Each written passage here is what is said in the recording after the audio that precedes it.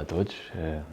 Antes de mais, agradecer o convite para estar aqui hoje. É um enorme prazer fazer parte deste painel e congratular todos os promotores deste evento. É necessário cada vez mais haver disponibilidade para iniciativas como esta e se dar a conhecer projetos na área da sustentabilidade.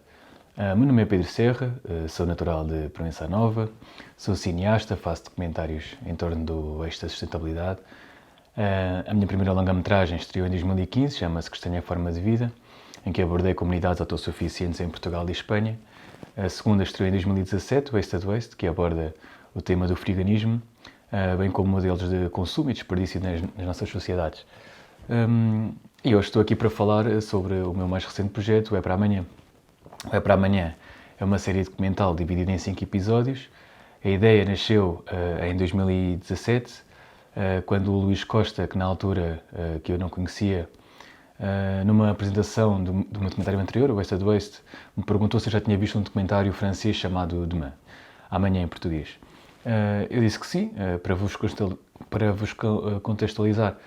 Trata-se de um documentário em que uma equipa deu a volta ao mundo em busca das soluções já implementadas, já em curso, que visavam combater as alterações climáticas. E então ele perguntou-me o que é que achas de fazer isto em Portugal. Eu achei a ideia com muito potencial, identificava-se muito comigo, porque todos os meus projetos têm esta visão positiva de mostrar as soluções e não identificar apenas os problemas. Trocámos contactos e formámos equipa. Em 2018, juntámos-nos à Associação Circular Economy Portugal e concorremos ao financiamento no Planet B, da Fundação AMI, União Europeia e Instituto Camões, para financiar a série. Conseguimos 90% do budget previsto e fizemos um crowdfunding para conseguir o que faltava. Começámos a mapear os projetos e lançámos uma campanha de crowdsourcing para que toda a gente pudesse contribuir com projetos que conhecesse e acabámos com 850 projetos mapeados. Nunca pensámos que em Portugal houvesse tantos projetos, tanta coisa a acontecer, tanta gente mobilizada, tantos grupos a juntarem-se, a fazerem coisas extraordinárias, e os 850 projetos tinham realmente muito potencial.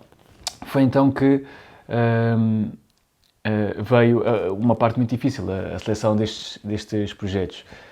Selecionámos cerca de 60 para abordar na série, localizados literalmente de norte a sul do país, e decidimos dividir os episódios por temáticas. O primeiro, episódio de alimentação, o segundo, energia e mobilidade, o terceiro, economia, quarto, política e quinto, educação. Percorremos então o país inteiro durante 3 meses muito intensos para visitar e documentar todos estes projetos. Fizemos cerca de 150 entrevistas, tivemos pelo menos 200 horas de gravações, editámos tudo e lançámos o trailer no início deste ano. 11.000 cientistas de 150 países, entre eles mais de 200 portugueses, dão um grito de alerta. O mundo vive em estado de verdadeira emergência climática. Não há planeta B! Não há planeta B! Não há planeta B! Não há planeta B! As alterações climáticas são um reflexo do nosso uso, portanto, ao fim e ao cabo, do nosso modelo de produção e consumo. Um dos maiores desafios da humanidade neste século XXI, na minha opinião, é o acesso a uma alimentação de qualidade. O desaparecimento a muito curto prazo de 1 milhão de espécies do planeta deixa-me muitíssimo preocupada. E eu estou a dizer preocupada para ser simpática. As leis da natureza são para compreender e aceitar. A Organização Mundial de Saúde prevê que 250.000 pessoas morram todos os anos devido às alterações climáticas a partir de 2030.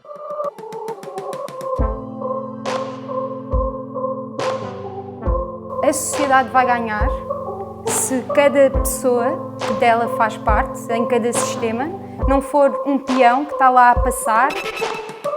Tal como nós, entre entidades e pessoas, percebemos que se cooperarmos podemos construir qualquer coisa muito mais produtiva, aplicarmos o mesmo conceito ao nível da agricultura. Eu sou tão satisfeito a colher um tomate de um tomateiro que eu plantei, como a acender uma luz com um painel solar que fui eu que instalei. O conhecimento não se impõe, descobre-se. Eu tenho que ter crianças curiosas para serem felizes. Criar cada vez mais soluções até tornar os modelos antigos obsoletos. Penso que é importante é fechar ciclos. No fundo, estamos onde estamos porque não fechamos os ciclos durante décadas.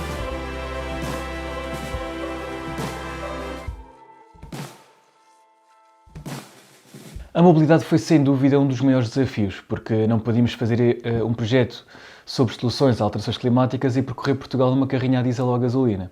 Então fizemos este percurso de comboio, autocarro, metro, carro elétrico emprestado e bicicleta. Os 6 emitimos um total de 926 kg de CO2 durante os 3 meses. E se fôssemos de carro a diesel ou a gasolina, emitiríamos 3 vezes mais. Mas não podíamos ter feito de outra maneira. O colapso está a acontecer agora. No Ártico estão 20 graus quando deveriam estar 20 graus negativos. Nunca na história da humanidade isto aconteceu. Estamos perante a 6ª extinção em massa na Terra e é consensual por parte de mais de 99% da comunidade científica que isto se deve ao comportamento humano. Vemos desastres de fenómenos extremos como incêndios, secas, cheias, cada vez com mais frequência. Há ilhas de plástico no Pacífico. Em 2050 vai haver mais plástico nos oceanos do que peixe. De acordo com a Organização Mundial de Saúde, mais de 700 milhões de pessoas não possuem acesso à água potável e quase 2 bilhões utiliza recursos hídricos contaminados. A ONU prevê que em 2050 45% da população mundial não terá disponibilidade à água mínima necessária. Portanto, cada vez que usamos o carro, cada vez que andamos de avião, cada vez que optamos por uma palhinha de plástico, cada vez que aceitamos um copo descartável, cada vez que compramos alimentos vindos de produções intensivas do outro lado do mundo, cada vez que compramos uma t-shirt de uma marca fast fashion, etc., estamos a contribuir para toda esta degradação, que não é apenas ambiental, mas também social. Nós não podemos dissociar uma coisa da outra, porque nós somos parte da natureza, nós somos parte disto tudo. Por isso, devemos ter uma atitude em simbiose com o todo e não uma atitude degenerativa. E isto leva-nos a falar de regeneração. A sustentabilidade, por si só, não é uma meta adequada. Ser sustentável quer dizer que o nosso comportamento, o nosso padrão de consumo pode ser sustentado por todas as pessoas do planeta. Ou seja, se eu comprar algo, se eu usar algo, pensar se este meu comportamento pode ser multiplicado por 7,2 bilhões de pessoas, que é a população existente no mundo neste momento. O mundo teria capacidade para suportar este meu comportamento? Esta é a pergunta que deve ser feita para sabermos se o nosso consumo é sustentável ou não. Abaixo disto é um consumo degenerativo. Já estamos a prejudicar o planeta e notar que estamos a chegar ao chamado Earth Overshoot Day, que é o dia de sobrecarga da Terra, cada vez mais cedo. Portanto, o dia de sobrecarga da Terra é o dia em que gastamos o nosso orçamento anual sustentável dos recursos disponíveis na Terra. Em 2019 foi a 1 de agosto, quer dizer que precisaríamos de quase 2 planetas Terra para termos os recursos suficientes para este consumo.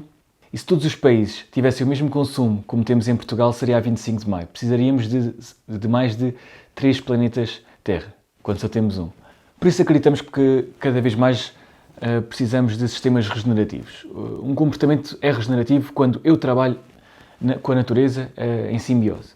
Quando acrescento algo. Exemplo, plantar uma árvore, recolho os frutos da árvore para meu consumo, estou também a providenciar habitats para pássaros e insetos, estou a contribuir para a polinização das abelhas, a contribuir para a retenção de CO2, para a retenção de águas no solo, etc. Por isso o primeiro episódio é sobre alimentação. Como disse anteriormente, dos mais de 850 projetos escolhemos 60. Os critérios foram baseados em tudo isto que falei até agora, estes tais comportamentos regenerativos, e quisemos projetos replicáveis, que fossem possíveis em qualquer lado, para que o espectador não sinta aquela frustração ou desculpa de isto na minha freguesia não seria possível, ou isto é bonito, mas é preciso muito dinheiro. Portanto, a replicabilidade do projeto em qualquer parte. Quisemos sempre apresentar projetos, tanto individuais como de pessoas que se juntaram por fazer algo, associações, cooperativas, bem como o poder local, como câmaras municipais, juntas, escolas, etc. A alimentação é primeiro porque é um tema inerente a todos os seres humanos do planeta. Todos precisamos de comer. A evolução da nossa espécie até aqui evoluiu de maneira a encontrar mais e melhor alimento. No último século, o ato de comer passou a ser muito secundário nas nossas vidas. Alimentamos cada vez pior. A abundância de alimento no mundo ocidental levou a que haja doenças não pela escassez de alimento como antigamente, mas precisamente pelo oposto. Estou a falar de obesidade, colesterol, tensão arterial, etc. Uma sociedade de abundância, mas distante dos seus ciclos naturais. O nosso consumo de alimentos está intimamente ligado com os recursos da terra, a maneira como exploramos o solo, os lençóis de água, os rios, etc. A decisão de comprar um produto alimentar tanto pode ser responsável pela contaminação de um rio ou de um solo, como pode ter o efeito precisamente o oposto, de contribuir para a preservação de culturas, nutrição de solos, criação de habitats, e quisemos perceber mais sobre o verdadeiro custo dos alimentos que nos chegam à mesa, versus o preço que realmente pagamos. Quando compramos um alimento, olhamos a nossa carteira e tendemos a escolher o produto mais barato, ainda que este preço não reflita o custo real. Por exemplo, ao comprarmos 1 kg de peras provenientes da América do Sul, suponhamos, pode ser um preço mais barato do que 1 kg de peras portuguesas produzidas biologicamente na nossa região. Ao optarmos por esse quilo de peras da América do Sul, que foi produzida em regime de monocultura intensiva, com demasiados pesticidas e outros químicos, para aumentar a sua produtividade em larga escala, estamos a retirar poder económico da nossa região, para herdar uma economia completamente descontextualizada, porque os preços do outro lado do mundo não são os mesmos na nossa região. E estamos a contribuir para a degradação dos solos nessa região, das pereiras, neste caso, estão em largas extensões de hectares. Estamos a contribuir para a exploração salarial dos trabalhadores dessas regiões, e a viagem que esse quilo de peras teve para chegar até aqui acarreta uma enorme pegada carbónica ao vir de avião ou no navio até cá chegar. Por isso, o custo ambiental e social deste quilo de peras não reflete o preço que pagamos. As coisas chegam-nos muito baratas. Há externalidades que não estão a ser contabilizadas, porque depois é preciso dinheiro para tratar do rio que ficou poluído, há terras que ficaram inférteis, tal não foi a intensidade com que as culturas foram produzidas, e depois ficamos com menos terra arável para produzir alimento, com o menor solo, com o solo com uma menor resiliência para a retenção de águas, e já para não falar do valor nutricional deste alimento, que é muito mais deficiente do que o biológico. Vimos que há escolas no país a comprar alimentos exclusivamente biológicos e locais para as refeições nas suas cantinas. Vimos autarquias a fazer planos com agricultores da região, de modo a estes juntarem e escoarem os alimentos biológicos para todas as cantinas locais, e mais, até exigirem que estes produtos venham em embalagens reutilizáveis e não embalados em plástico. E aqui o granel tem também uma grande importância pela redução do lixo produzido, e porque ao comprarmos a granel estamos a levar exatamente apenas as quantidades que realmente precisamos. Tocando no tema do lixo, referenciar o desperdício alimentar. Sabemos que 1/3 dos alimentos produzidos no mundo são deitados ao lixo, desde a sua produção, a perdas no transporte, e aqui, mais uma vez, referenciar que quanto mais longe, mais probabilidades existem de haver perdas, até ao consumidor final, portanto, os produtos que deitamos ao lixo nas nossas casas.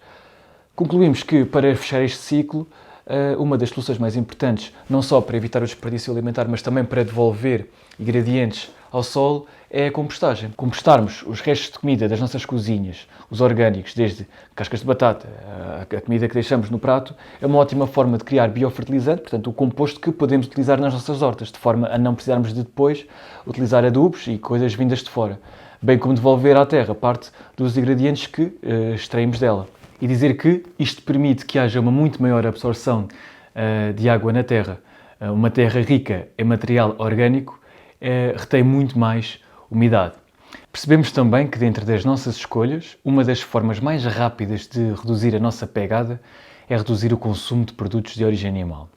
Isto deve-se não apenas pelo metano emitido pelas vacas, que é bem mais prejudicial que o CO2, mas por toda a área de superfície terrestre que é desflorestada para criar campos de plantação de cereais em monocultura de larga escala para alimentar o gado, campos esses que seriam 7 vezes mais produtivos se produzissem alimento diretamente para os humanos, em vez de produzir alimento para gado que vai posteriormente alimentar os humanos. E temos de ter consciência que por trás de cada produto que consumimos existe um recurso natural a ser explorado. E a água é raramente tida em conta. É a chamada água virtual, que é aquela que nós não vemos, que é toda a água que foi usada no processo para obter aquele alimento. Para um hambúrguer são utilizados 2.400 litros de água, o equivalente à água de duches diários durante 2 meses. Uma pegada hídrica imensa. Lembrar que 70% do planeta é coberto por água, mas apenas 1% é água potável e de fácil acesso. Os habitats nos oceanos estão cada vez mais ameaçados pelas pescas, há cada vez menos espécies marítimas, há cada vez mais zonas mortas nos oceanos e mares. Como disse há pouco, estima-se que em 2050 haverá mais plástico nos oceanos do que peixe, e as pescas representam também um enorme contributo da poluição das águas marítimas, através dos resíduos gerados pelos barcos, redes de pescas, etc.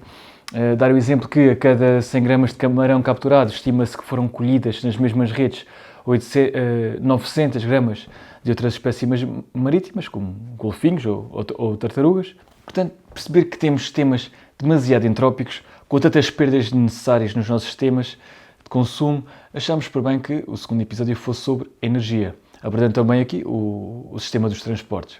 Em Portugal, importamos 77% da energia que consumimos, produzindo apenas 23% da nossa energia. Dentro desses 23%, 53% vem de fontes renováveis. Isto diz-nos que, feitas as contas, apenas 12% da energia consumida em Portugal é renovável. A produção de energia e os transportes combinados são os setores mais poluentes em Portugal. Dentro das energias não renováveis, as principais fontes de energia em Portugal são o carvão e o gás natural. Das renováveis, a maior percentagem está na eólica, seguindo-se para a hidroelétrica, bioenergia e solar. Percebemos aqui que a hidroelétrica, pela questão do impacto das barragens na flora e na fauna, não deve ser vista como uma solução para o futuro, digamos assim. Portanto, o investimento não faz sentido em novas barragens. O caminho a percorrer passa muito pela eólica e pela solar. Visitámos cooperativas de produção de energia solar descentralizada, que têm uma grande importância por vários motivos. Também a nível económico fica muito mais barato a longo prazo consumir energia solar, e nota aqui para que é cada vez mais barato comprar painéis solares, portanto o investimento cada vez demora menos tempo a ser pago. O Sol envia-nos 15 mil vezes mais energia do que aquela que nós usamos, e não nos envia uma fatura sobre essa energia, e aqui abordámos projetos que estão a potenciar esta transição energética. A segunda parte deste episódio é sobre os transportes. Os transportes são responsáveis por 75% do consumo final de petróleo. Todos os dias entram mais de 600 mil carros em Lisboa e no Porto. O automóvel representa cerca de 60% das deslocações dos portugueses, e abordámos projetos que querem contrariar estes números. E há pouco dizia que fizemos todo este percurso, todo este período de rodagens, sem utilizar um único carro a diesel ou a gasolina, e toda a pegada gerada por nós durante as rodagens foram compensadas através do investimento em energias renováveis pela GoParity. Pesquisem, é um projeto muito fixe que abordámos no terceiro episódio, economia. A primeira coisa que entendemos foi que a economia está dentro da ecologia e não o contrário. A palavra ecologia é a junção do termo eco, que vem da palavra grega oikos, que quer dizer casa, com o termo logia, logos, em grego, que significa conhecimento, portanto, o conhecimento da casa. A palavra economia é a junção do oikos com o nomos, que significa gestão. Portanto, aqui o verdadeiro sentido de economia quer dizer a gestão da casa. A casa, aqui neste caso, é a terra, e que de facto é a nossa casa comum. Esta casa tem recursos finitos. Nós vivemos neste pedaço de planeta que tem limites claramente estabelecidos. Não faz sentido apropriar-nos do meio ambiente numa visão extrativista de arrancar uma árvore para ter lucro e ponto. Não. Na natureza nada funciona assim. Uma árvore no inverno, quando caem as folhas, estas vão ser alimento para gerar fungos, cogumelos, etc. Portanto, a morte gera vida. Os humanos são os únicos que extraem sem acrescentar algo. Portanto, o crescimento exponencial infinito num planeta com recursos finitos é impossível. E, portanto, se apenas extrairmos, algo vai ficar em falta e um dia acaba-se. Isto leva-nos à economia circular. A economia circular traz novos fluxos circulares de reutilização, restauração e renovação.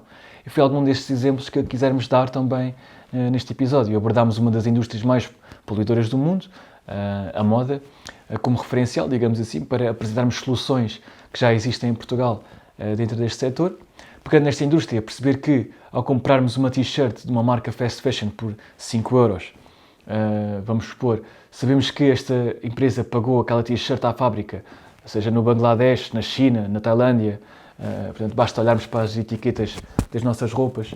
Portanto, pagou, esta empresa que está a vender por 5 euros pagou, em média, 50 cêntimos à fábrica esta t-shirt e multiplicou o preço de venda por 10. O salário mínimo no Bangladesh são 85 euros, que é muito abaixo dos mínimos para se ter uma vida digna naquele país. Portanto, a pessoa que fez aquela t-shirt recebeu, em média, 8 cêntimos. Por isso é que as multinacionais optam por comprar nestes países, por norma no Sudeste Asiático. Quanto aos custos ambientais, referir que para produzir uma t-shirt são necessários 2.700 litros de água e para um par de jeans são necessários 9.500 litros. A moda é a segunda indústria do mundo que mais consome e polui água no planeta. Mais uma vez, são custos altíssimos que o preço não paga aquilo que os economistas chamam de externalidades. É preciso revermos os nossos valores e pensar no que é que necessitamos para ser felizes. E o consumo desenfreado não tem sido resposta. Cada vez temos mais pessoas em burnout, mais depressões, suicídios, cada vez temos mais abundância, cada vez temos mais desperdício, tal como pessoas infelizes. Consumir menos é urgente e não se trata de uma apologia à pobreza, trata-se de percebermos que o tempo vale mais que as coisas, trata-se de percebermos que as relações que temos com as pessoas, as coisas que podemos fazer em comunidade têm mais valor intrínseco, não mensurável que os objetos que podemos comprar. E este papel que queremos ter na nossa sociedade e nas nossas comunidades leva-nos ao quarto episódio, política. E em política percebemos que o papel do cidadão na política não é suficiente dando apenas o seu contributo ao ir votar de 4 em 4 anos para uma política representativa. Visitámos projetos que envolvem os cidadãos na política, desde aplicações em que os cidadãos podem propor a votar em projetos para desenvolver nas suas autarquias, orçamentos participativos, orçamentos destinados a assembleias jovens, bem como movimentos de pessoas que criaram soluções inspirando o poder local a legislar em prol dessas soluções. E quando criamos soluções, os velhos paradigmas tornam-se obsoletos. E isso é que é muito inspirador. O último e quinto episódio da nossa série é sobre educação. E o mote para este capítulo foi: pensar na sustentabilidade do planeta não é pensar também na educação de quem o vai habitar? E com esta pergunta quisemos levar o espectador a abrir a percepção para os projetos que abordamos, que visam, acima de tudo, instigar o espírito crítico e criativo das crianças. Precisamos de cidadãos mais conscientes do seu papel no planeta, mais críticos e mais criativos, porque numa sociedade que se avizinha altamente tecnológica, a maioria das profissões de hoje não serão as mesmas de amanhã. Portanto, é preciso formar crianças para um futuro incerto, para novos desafios e com uma ligação mais próxima dos contextos naturais, com sensibilidade para entender a biosfera como um todo e perceberem que, desta forma holística, que são também eles parte da natureza, que está tudo ligado, que somos um e que temos de cuidar e preservar da nossa casa comum. E não através de ecrãs e ambientes sentados em silêncio a obedecer, fechados, em salas, 40 horas por semana, ocupadas e com agendas preenchidas de manhã à noite. Não me alongando mais, queria aproveitar para dizer que, além da série documental, vamos ter também um site onde podem encontrar todos estes projetos. Acompanhem-nos nas redes sociais, que lá postamos tudo, eventos, datas do que vai acontecer, todas as novidades vão estar no nosso Facebook e Instagram. Concluindo, o planeta está cá há muitos anos e por mais vai ficar. A vida na Terra é que já é outra conversa. Uma das frases que mais me ficou na cabeça quando perguntámos a uma das intervenientes qual era para ela a visão da solução base para a crise climática, a resposta dela foi: é perceber que o homem não manda nisto tudo. E que do ponto de vista natural, o homem é tão importante quanto uma minhoca ou um fungo no ecossistema. E concluí que a nossa visão antropocêntrica está a levar à nossa própria destruição, tal como à destruição dos sistemas naturais e de outras espécies que aqui coabitam connosco. Nós humanos fazemos parte da natureza, vivemos numa comunidade biosférica indivisível. O nosso bem-estar depende do bem-estar do sistema inteiro. Nós humanos evoluímos, enquanto espécie ao longo da história, não por sermos os mais fortes, não por sermos os mais rápidos. Evoluímos ao longo da história porque temos a capacidade de nos adaptar e de cooperar. Obrigado.